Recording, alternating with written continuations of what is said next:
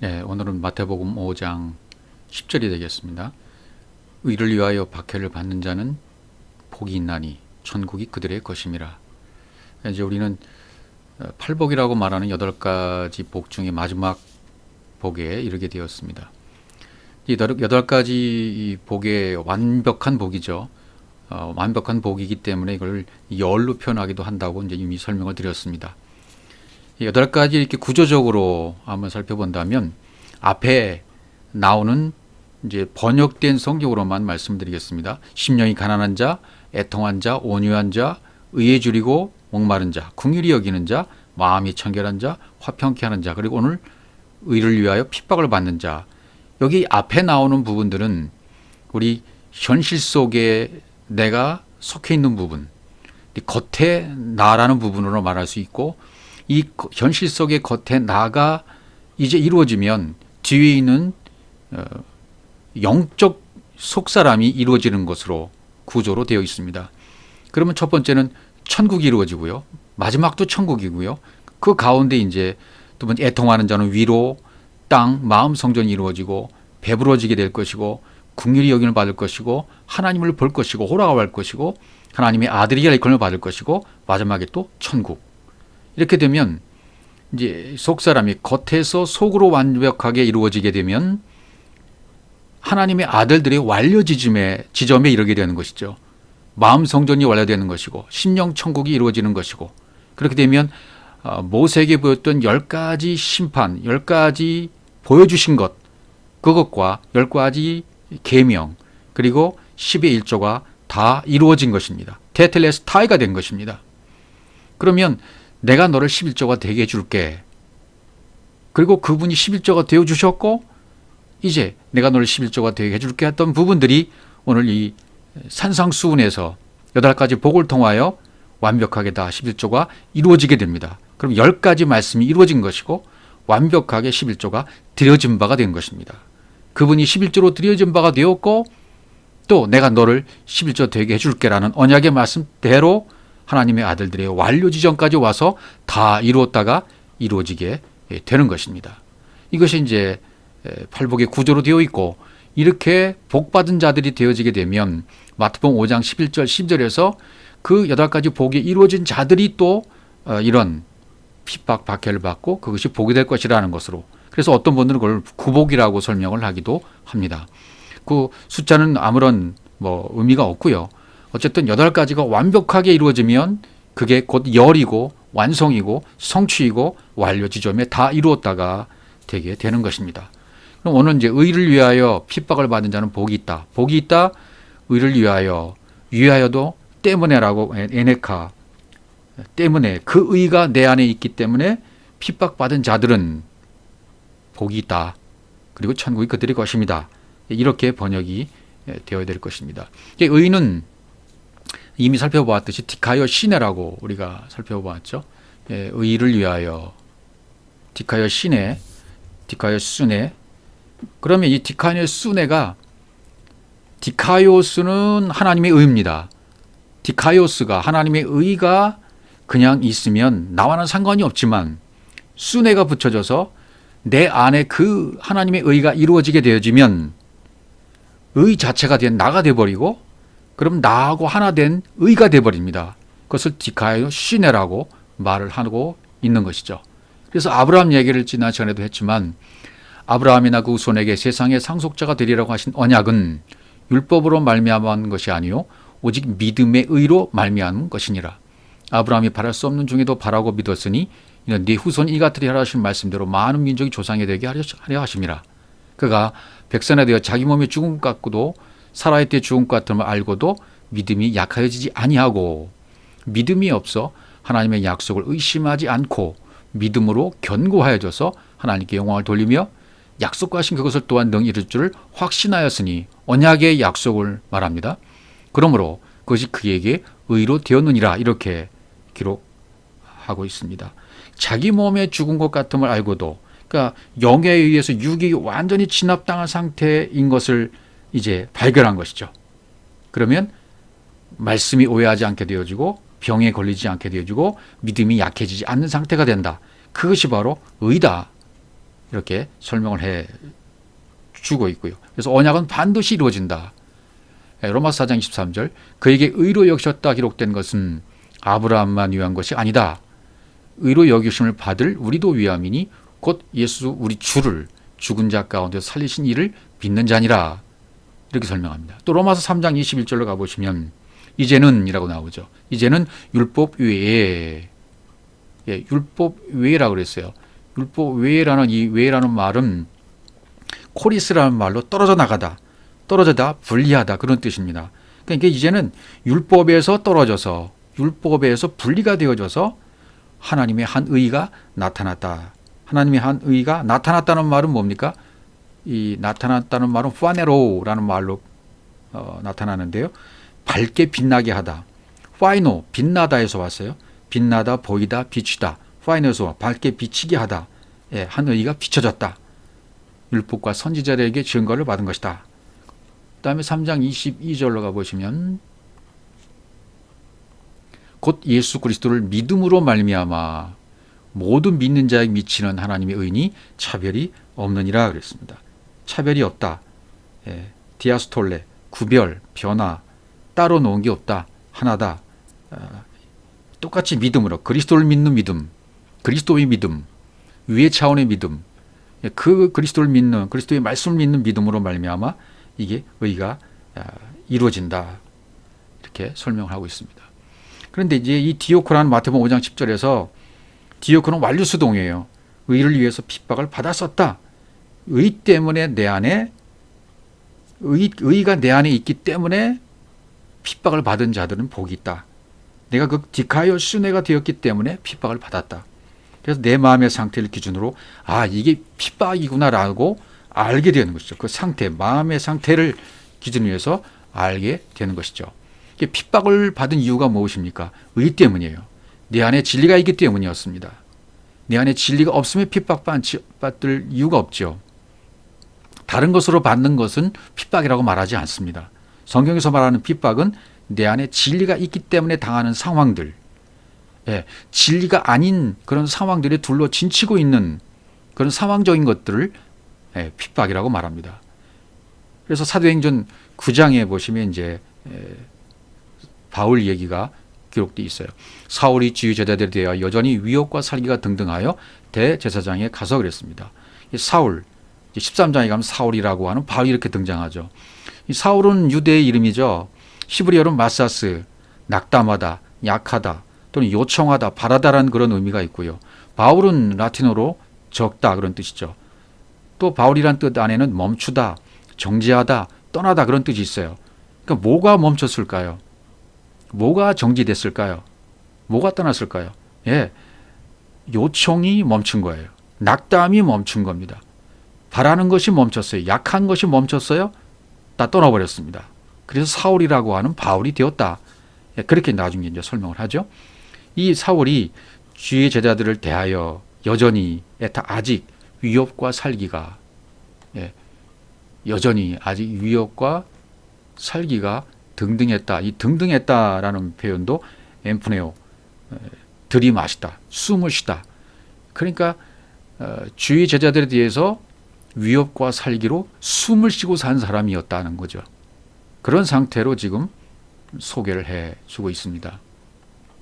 2절 다메섹 여러 회당에 가져갈 공문을 청하니 이는 만일 그 도를 그 길을 따르는 사람을 만나면 남녀를 막론하고 결박하여 예루살렘으로 잡아오려 함이라 그랬죠. 만나면 휴리스코 발견하면 결박하다 묵다 동이다죠. 사울이 길 가다가 다메섹에 가까이 이르더니 호련히 하늘로부터 빛이 그를 둘러 비치는 줄 라고 되어 있습니다. 하늘로부터 빛이 둘러 비쳤다. 길을 가다가 사울이 행하여 길을 가다가 길을 가다가 행하여 길을 가다가는 뭡니까? 행하다는 말은 길 가다는 말은 포리오마예요. 여행을 하는 겁니다. 복음의 여정 가운데 길을 가고 있는 중입니다. 지금 누구든지 이 포리오마이를 가고 있어요. 어느 길 어느 지점에 있든지 포리오마이는 시작이 된 것입니다. 말씀을 듣기 시작한 사람들은요. 다메섹에 가까이 이르더니 호련히 하늘로서 빛이 임했다. 빛은 포스라고 그러죠. 빛 가운데 휩싸였다. 빛 포스라고 표현됐어요. 그 다음에 이제 소리라는 부분이 나오죠.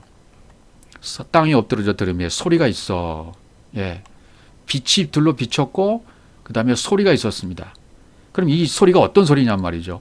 우리 성경에 표현되기는 이르시되 사울아 사울아 내가 어찌하여 나를 박해하느냐 이렇게 표현되었습니다. 이렇게 번역되기 때문에 사울아 사울아 하는 음성으로 들었다고 생각하죠.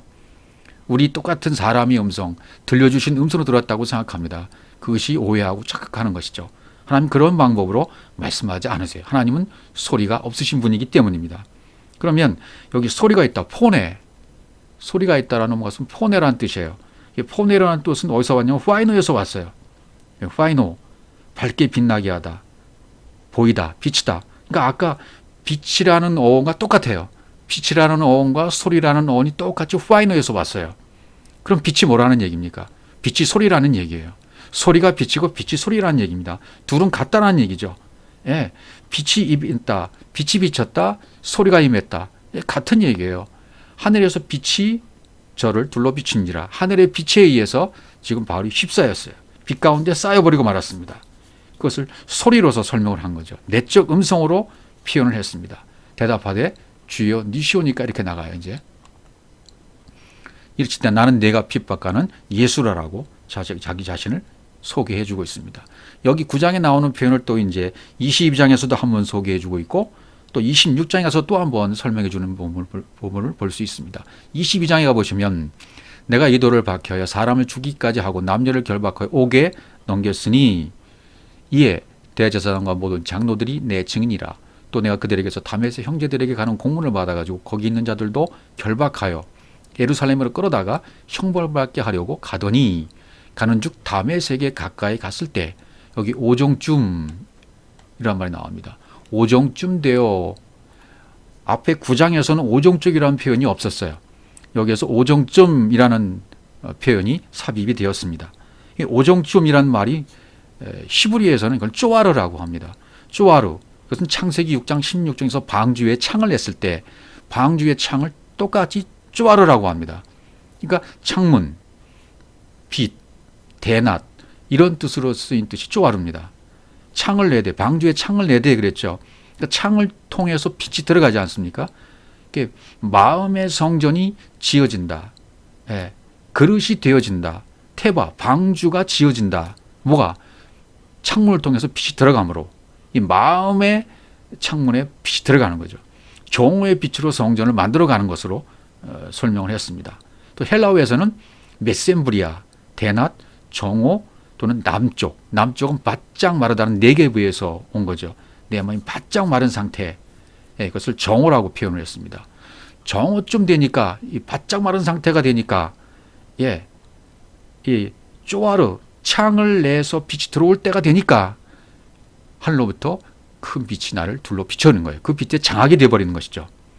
그 다음에 26장에 가면 이 부분을 또 설명해 주고 있는데 거긴 다른 표현이 나와요. 오종쯤을 메소스라는 단어로 설명하는 부분을 볼 수 있습니다. 그분도 또 한번 가보도록 하겠죠. 내가 땅에 엎드려 들으니 소리 있어 이르되 사울아 사울아 내가 왜 나를 핍박하느냐 하시거늘 내가 대답하되 주님 네가 오시니까 하니 이르시 나는 내가 핍박한 나사렛 예수로 하시더라. 동일하죠? 20절째 하니까 여기 정오가 나와요. 왕이여 정오가 되어 여기서 쓰이는 단어가 메소스예요. 그 메소스라는 단어가 뭔가 그건 중간이라는 뜻입니다. 한복판이라는 뜻입니다. 빛이신 그리스도가 지나가면 중간으로 지나가시면 예수께서 지나가시는 길 있잖아요. 회개가 일어나요. 그분이 지나가시면 회개가 일어나요. 메소스 그분이 한복판으로 중앙으로 가운데로 지나가시면 그리스도의 빛이 지나가면 회개가 일어난다는 것입니다. 정오가 되어 여기서 메소스라는 단어를 썼어요. 이때가 되니까 하나님이 정하신 때죠. 그러니까 정오가 되니까 하늘로부터 해보다 더 밝은 빛이 여기 더 밝은 빛이라고 표현됐어요. 밝은 빛이 소리가 여긴 동행인이란 말도 썼습니다. 포리오마이에다가 쉼자가 쉼포리오마이가 붙었습니다. 동행들을 둘러 비쳤다. 동행이란 말은 앞에 없었습니다. 동행들을 둘러 비쳤다. 같이 비춰줬다는 얘기죠. 그 다음에 우리가 다 땅에 엎드러졌습니다. 내가 소리를 들으니, 이 바울이 소리를 들은 거예요. 빛을 받은 자입니다. 히브리 말로 이르되 사울아 사울아 네가 어째 나를 박해하느냐, 가시죄를 뒷발질하기가 내게 고생이라. 또 이 부분은 앞에는 없었던 부분이에요. 가시죄를 뒷발질하기가 내게 고생이라라고 여기는 또 첨가가 되어 있는 모습을 볼 수 있습니다. 가시죄는 켄트론이라고 해서 찌른다라는 그런 표현이죠. 뒷발질, 완강하게 반항하면 자기가 자기를 찌르는 것이 된다. 박해를 하면 할수록 더 찌르는 것이 된다라는 그런 의미를 받아들이면 되겠습니다. 그 다음에 이제 마태복음 10장으로 가보겠습니다. 마태복음 10장으로 가보시면 이제 디오코라는 단어가 핍박이라는 단어잖아요. 핍박이라는 단어인데 두 가지 뜻이 있어요. 도망가다, 추적하라는 뜻도 여기 포함되어 있습니다. 그러니까 바울이 진리를 깨닫기 전에는 핍박하던 사람이었어요. 추적하던 사람이었습니다. 그런데 진리를 깨달은 후에는 쫓김을 당하는, 도망가는 입장으로 바뀌어져 버리죠. 그런 상황으로 바뀌어진다. 그래서 핍박이란 디오코라는 단어가 도망가다, 추적하다 그런 단어가 있다는 것입니다. 진리는, 이 디오코는 진리를 깨달아야만 알 수 있는 거죠. 내 안에 디카이노 시우네가 되면 이 핍박을 알게 된다는 것입니다. 마태복음 10장 21절이요. 장차 형제가 형제를, 아버지가 자식을 죽는 데 내어주며 자식들이 부모를 대적하여 죽게 하리라, 이렇게 표현이 되어 있습니다.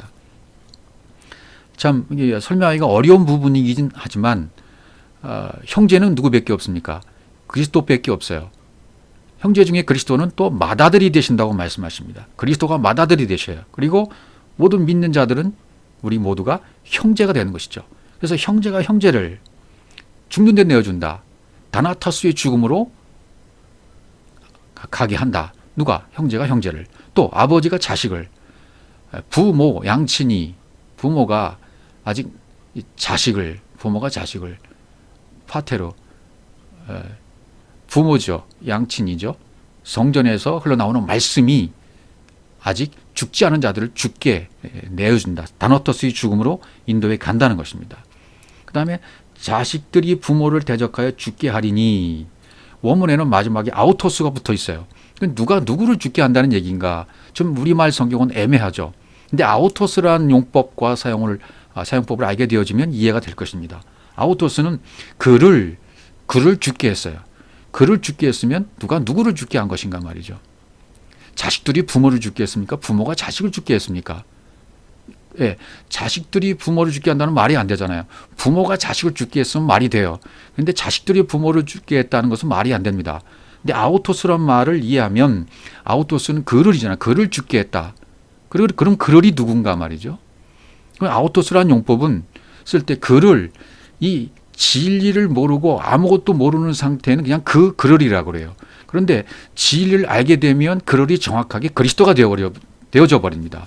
그래서 일부러 의도적으로 성경에서 진리를 모르는 자들이 썼을 때는 그냥 아우토스라고 썼어요. 진리를 아는 자들에게는 그리스도라고 썼던 것이죠. 진리를 모르는 자들은 그를, 아우토스를 써요. 아우토스, 그를 죽게 하리라. 그러니까 누가 누구를 죽이는 겁니까? 영의 생각과 육의 생각이 반대로 부딪혀요.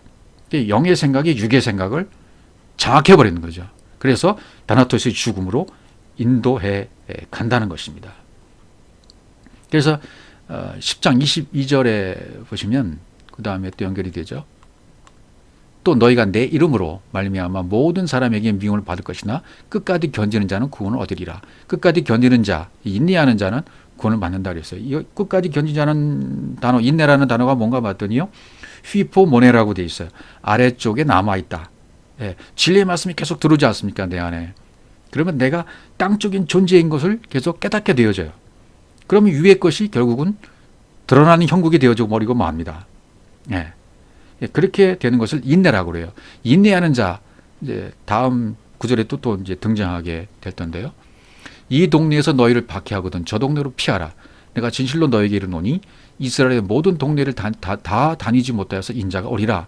이렇게 표현을 했습니다. 이것도 뭐 난해 구절에 속한 구절이기도 합니다. 이 동네에서 너희를 핍박하던 저 동네로 피해라. 피해라는 말이 휴고라고 되어 있어요. 피하라, 휴고, 사라져라. 이 동네를 어떻게 해석할 것인가? 이 동네 너희를 박해를 받거든. 박해받는다는 말이 뭡니까? 그러니까 겉사람이 속사람을 박해하는 것으로 나타나죠. 내 안에서 내가 나를 박해하는 것이 되는데 결국은 이 겉사람이 내 안에 있는 속사람을 박해하는 것으로 이렇게 드러나게 된다는 거죠. 예. 그러니까 어떻게 됩니까? 이 동네에서 저 동네로 피해라. 저 동네라는 말은 헤테로스 말이 생략됐어요. 다른 동네로 피해라. 이스라엘 모든 동네를 다 다니지 못하여서 인자가 오리라 그랬잖아요. 인자가 오는 것은 그리스도의 강림이지 않습니까? 내 안에. 그러면 이것을 사도행전 1장 8절하고 연결을 시켜줘야만 해석이 가능해요. 오직 성령이 너에게 임하시면 너희가 권능을 받고, 여기 지역 이름이 나오잖아요. 동네 도시 이름이 나오잖아요. 예루살렘, 유다에, 사마리아, 땅끝. 그러니까 이 동네에서 저 동네로 피하라는 얘기는 뭡니까? 예, 이것은 계속해서 영적 성장을 이루어가라. 예루살렘은 도시가 아닙니다. 온 유대 사마리아 도시를 말하는 것이 아닙니다. 내 안에서 계속 영적 성장을 이루어져서 예루살렘과 육신의 정욕이, 유대와 안목의 정욕이, 사마리아 이생의 자랑이, 그리고 땅끝까지 내가 티크림을 알게 되는 데까지 가게 되어지면 결국은 나중에는 그리스도의 증인이 되어진다. 점차적으로 정차적으로 영적인 성장을 이루어가는 것으로 이야기를 하고 있는 것이죠. 그래서 피하라는 말이 사라지다는 표현을 썼잖아요. 그러니까 이 박해를 받고 박해를 받으면 한 가지가 예루살렘이 해결되고 유대가 해결되고 사마리아가 해결돼서 결국 땅끝까지 가게 되는, 사라지게 되는, 그래서 증인이 되어지는 단계까지 가는 거죠. 그러면 인자가 오리라. 그분이 내 안에 강림하게 되신다. 이렇게 설명해 주고 있습니다. 그러니까 이게 사라지려면 어떻게 돼야 됩니까? 그리스도는 진리의 말씀은 나한테 계속 다가오시잖아요. 두루 다니면서 뭐를 합니까? 다니시면서 강도짓을 하는 겁니다. 나에게 뺏어가십니다. 도적질을 하시는 것입니다. 내 생각을 뺏어가십니다. 수만 가지 육신의 생각이 다 사라지도록 뺏어가십니다. 진리로 내가 태워지게 되면 그리스도가 임재하게 되는 것이죠. 내 안에 있는 수만 가지, 오만 가지의 육신의 생각들이 전부 불태워져야 돼요. 주님이 뺏어가십니다. 말씀으로, 진리로 뺏어가십니다. 예루살렘에서 유대로, 사마리아로, 땅끝까지 먼지가 되는 지경까지 다 뺏어가십니다. 나는 아무것도 아닌 백지 상태까지 다 뺏어가십니다. 그러면 그때 그분이 강림하십니다. 그리고 증인이 될 수 있도록 역사해 주십니다. 이것이 하나님이 하시는 방법이라는 얘기죠. 그 다음에 누가복음으로 가셔도 비슷한 표현들이 있어요. 누가복음 21장 12절, 이 모든 일 전에 내 이름으로 말미암아 너에게 손을 대어 박해하며 회당과 옥에 넘겨주며 임금들과 집권자들 앞에 끌려가려니와. 20장 12절이죠.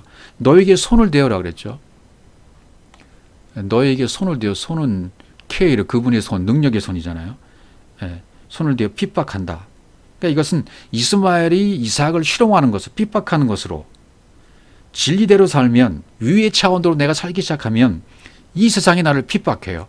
진리의 차원으로, 위의 차원으로 살기 시작하면 내 안에서의 겉사람이 속사람을 박해해요. 진리대로 살면 겉사람이 속사람을 계속 희롱하는 것입니다. 육신의 법이 항상 나를 박해하게 된다, 그런 뜻이죠. 그래, 이렇게 박해하다가 결국은 계속 참소하다가 참소하는 자가 나중에 어떻게 됩니까? 쫓겨남을 당해요. 계시록 12장 10절, 또 내가 들으니 하늘에서 큰 음성이 있어 이르되 이제 우리 하나님의 구원과 능력과 나라와 또 그의 그리스도의 권세가 나타났으니 우리 형제들을 참소하는 자, 곧 우리 하나님 앞에서 밤낮 참소하던 자가 쫓겨났고, 그렇게 표현됐어요. 이 세상 육체의 법이, 이 세상이 내 안에서 쫓겨난다. 사단이 쫓겨난다. 하나님을 반대하던 나의 모든 것들이 다 사라진다. 박해를 통해서, 핍박을 통해서 하나님이 하신 일입니다.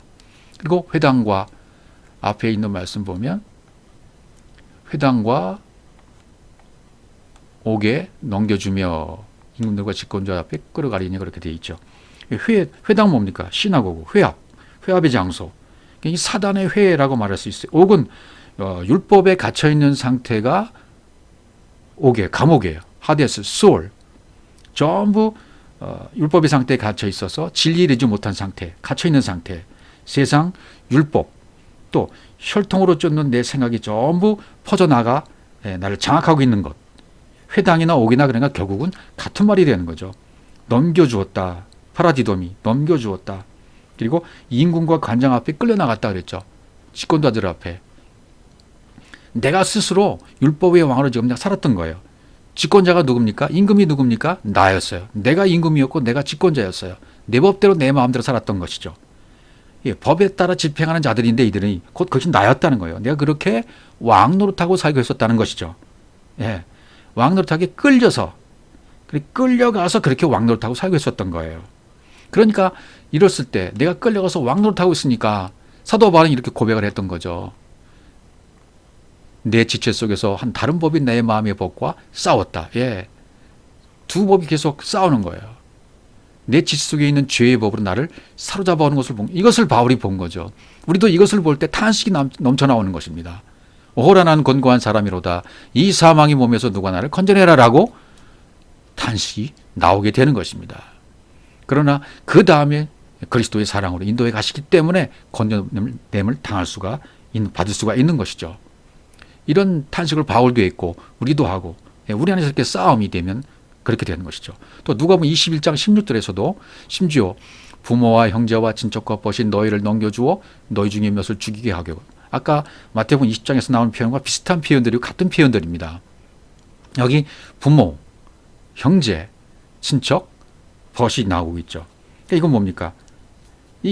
이것은 전부 육체의 혈통이 아닌 하늘의 혈통으로 이것이 되는 것인데 우리는 이것이 익숙해져 있잖아요.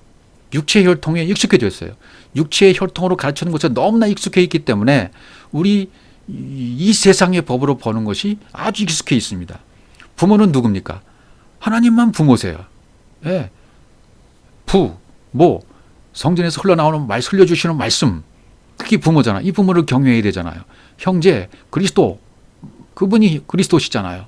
친척은 누구밖에 없습니까? 예, 친구도 그리스도밖에 없고, 또 친척도 하늘의 혈통밖에 없고, 친구도 그리스도뿐이에요. 우리 육체적인 관점을 하늘의 관점으로 전부 고쳐주시는 것입니다. 예, 진리가 내게 들어오니까 땅을 하늘로 넘겨줘 버리고, 부모가 나를 넘겨줘 버리고, 진리의 말씀이 나를 넘겨줘 버렸어요. 파라디돔이 아주 넘겨줘 버렸습니다. 그래서 너희 중에 몇을 죽이게 하겠고, 여기 몇이라는 단어가 에크, 바깥으로 되어 있어요. 예. 표면의 것을, 육신을 따라 판단한 나의 겉의 것을 죽이게 했단 말이죠. 뭐가? 진리의 말씀이 결국 나를 죽여주시는 것입니다. 예. 이 표현들 아까 누가복음 21장과 마태복음 아까 20장에서 했던 거죠. 또 그 다음 표현을 보시면 또 너희가 내 이름으로 말미암아 모든 사람에게 미움을 받을 것이나 너희 머릿돈 하나도 상하지 아니하리라. 너희 인내로 너희 영혼을 얻으리. 여기도 인내라가 나오잖아요. 아까도 인내란 말을 살펴봤지만 인내란 말이 뭐라 그랬습니까? 이것은 휘포모네 아래쪽으로 남아있는 거. 내가 영적인 존재임을 깨닫게 되는 거예요. 진리 말씀이 들어오면. 그러면 위의 것이 드러나게 되잖아요.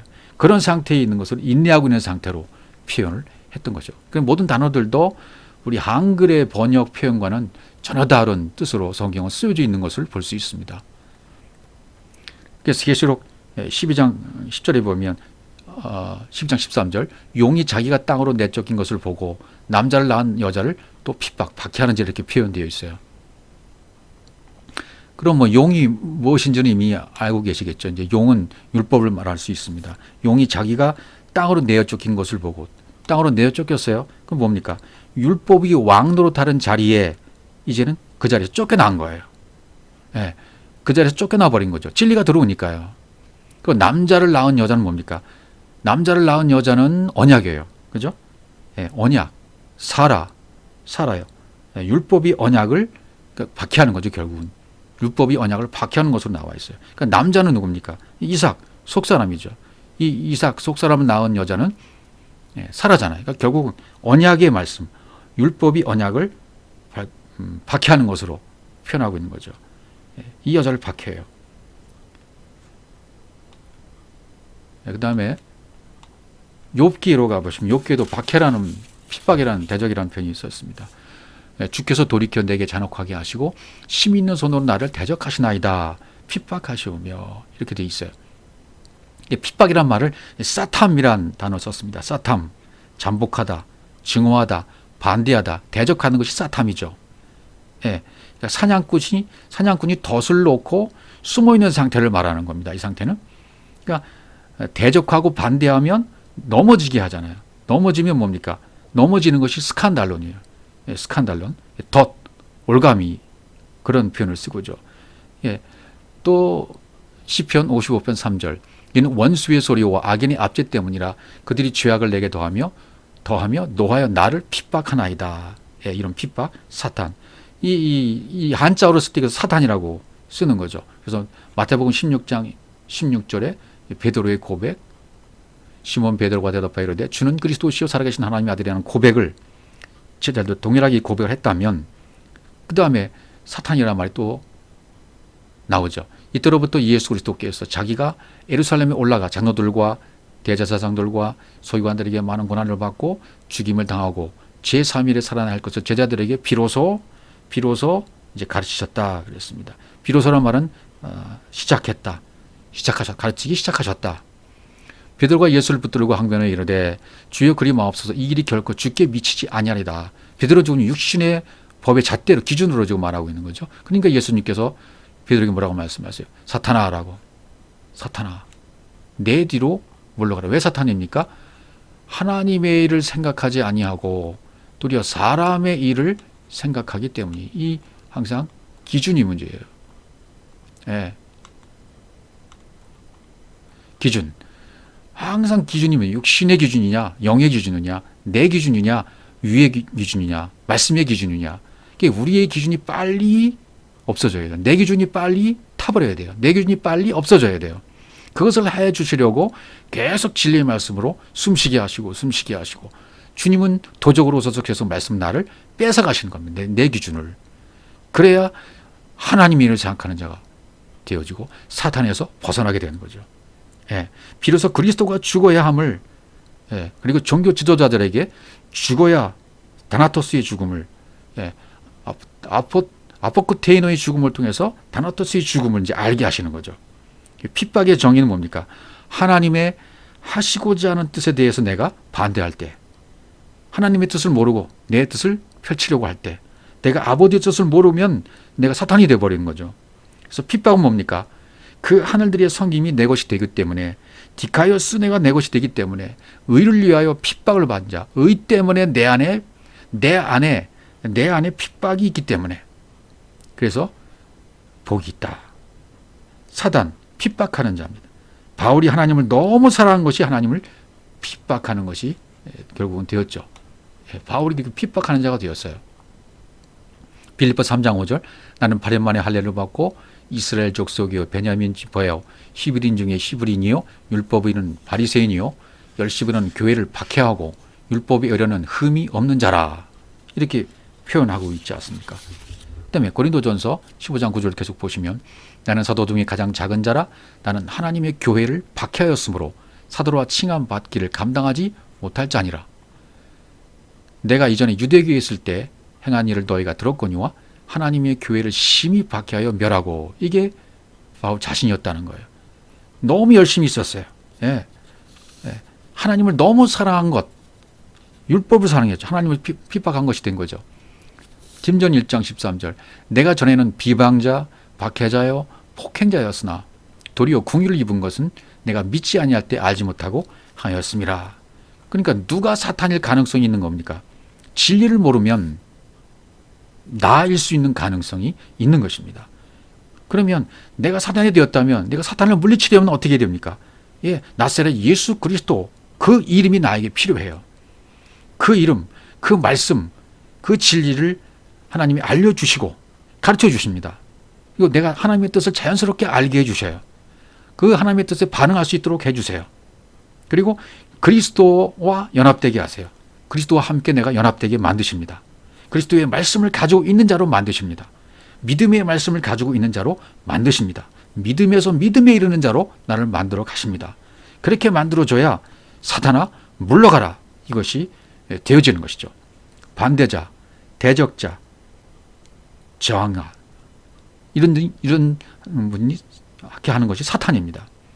하나님과 방불한 존재가 따라서 사탄이 있는 게 아니에요.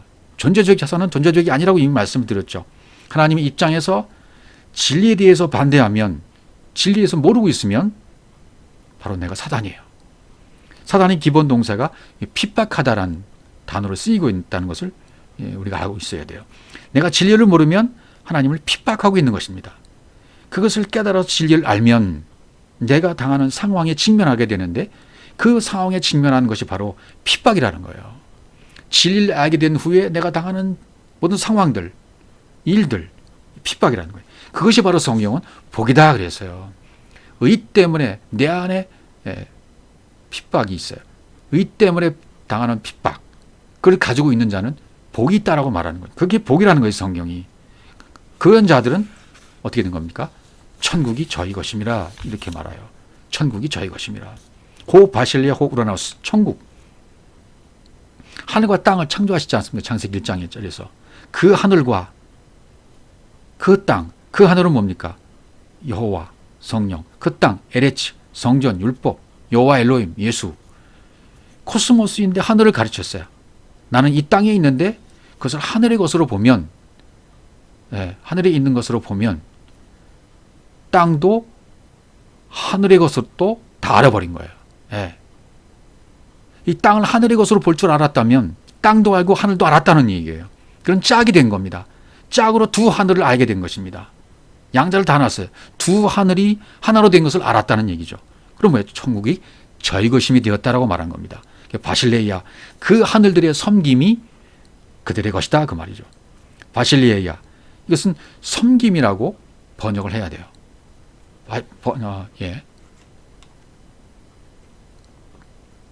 마태복음 5장 10절에서 그 번역할 때 바실레이아, 천국을 섬김이라고 번역해야 된다는 것이죠.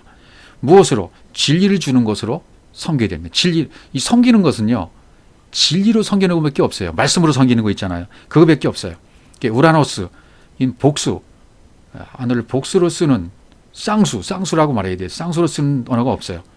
단수로 쓸 때는, 이 하늘을 단수로 쓸 때는 하나님, 성전이라고 말하지만, 이 복수로 쓸 때는 진리가 된 자들이에요. 진리가 된 자들을 하늘이라고 말해요. 히브리어에서는 이제 하늘, 날개, 산, 호로니스, 날개, 우프, 날개, 같은 것으로 쓰여집니다. 진짜 성전이 누굽니까? 진짜 성전이 그분이에요. 근데 그분에게 가서 예배하는 것이 아니라 여전히 성전의 모형에만 가서 예배 드리잖아요. 성전 날개하러 가버려요. 진리가 없기 때문에 보이는 곳으로만 가보이는 거죠. 그래서 여기 에루살렘아 선지자들 죽이고 네게 파송된 자들 돌로 치는 자요, 암탉이 그 새끼를 날개 아래 모은 같이 날개 아래 모아요. 그러니까 우리는 일단 예수 날개 아래로 들어가야 돼요. 거기 일단 들어갔다가 두 하늘을 알아야 돼요. 땅도 하늘이고 하늘도 하늘이라는 두 하늘을 알으면, 두 하늘을 알게 되어지면 천국이 저희 것임이 되는 것입니다. 물, 하샤마임, 하늘, 샤마임 있잖아요. 이것도 쌍수예요. 샤마임은 셈, 쉔 플러스 마임입니다. 물. 성경에만 이것을 복수로 쓰죠. 마임을, 물을. 윗물과 아랫물이 있기 때문이에요. 그래서 복수로 쓰는 거죠. 윗물, 이건 진리입니다. 실제로 존재하는 것은 아니지만 이게 윗물, 진리, 아랫물은 나를 말해요. 윗물과 아랫물의 공집학이 라키아, 궁창이라고 말하는 것이죠. 라키아 넓게 뒤덮여 있다. 근데 이것은 궁창은 땅의 쪽도 있고 하늘의 쪽도 있어요. 땅의 영역, 하늘의 영역. 우리는 땅의 영역만 보고 있고 하나님은 하늘 쪽의 영역만 보고 있어요. 이 공집합에서 빨리 벗어나서 하늘 쪽으로 우리가 가야 돼요. 하나님은 우리를 구원하려면 이 땅의 영역을 하늘의 영역으로 보여주셔야 돼요. 그럼 그걸 보여주면 우리는 위물이 되는 거죠.